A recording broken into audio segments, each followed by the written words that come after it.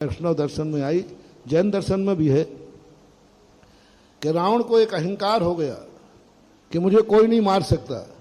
तो एक दिन वो कैलाश पर्वत उठा के फेंकने लगा। उन्हीं ने वरदान दिया था, कैलाशपति ने, उन्हीं को उठा के फेंक लगा।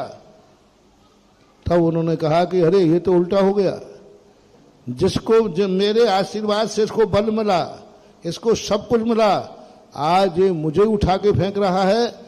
तो उन्होंने थोड़ा सा पैर दबा दिया।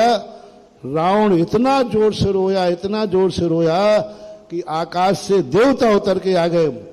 तभी देवताओं ने कहा इसका नाम आज से रावण रख दिया जाए। सुन रहे हो रे रावणो? हाँ, तुम उन्हीं का विनाश करने लगे, उसी पे वो करने लगे जिसकी बदौलत तुम हो। तो ये बहुत जल्दी है विनाश होता है। बहुत एक छोटा सा उदाहरण आ गया। एक चूहा था।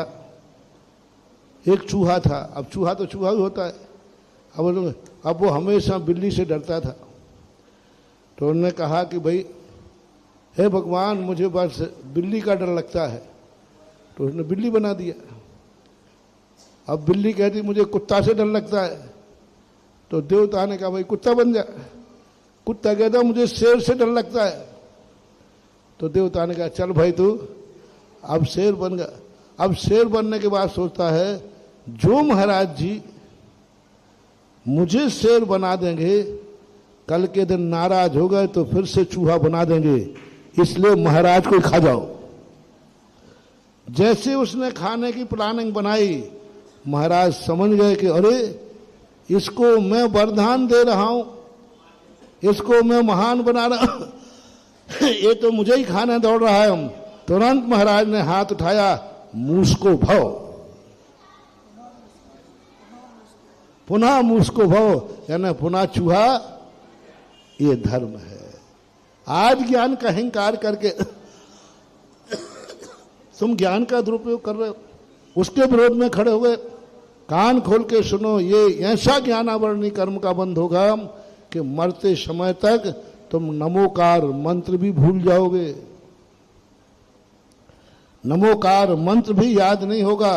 और आगे जाकर के मंद बुद्धि या फिर ऐसे निपट अज्ञानी थयो, कभी भी नहीं भूलना महान भाव।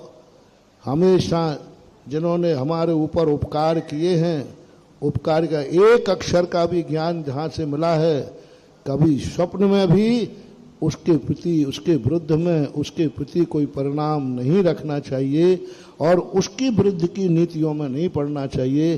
फिर भी विनाशकालीन, अब जिसकी जैसी होना है वैसे ही होगा, बिगड़ेगा उसी का, और धर्म का कुछ बिगड़ने वाला नहीं है।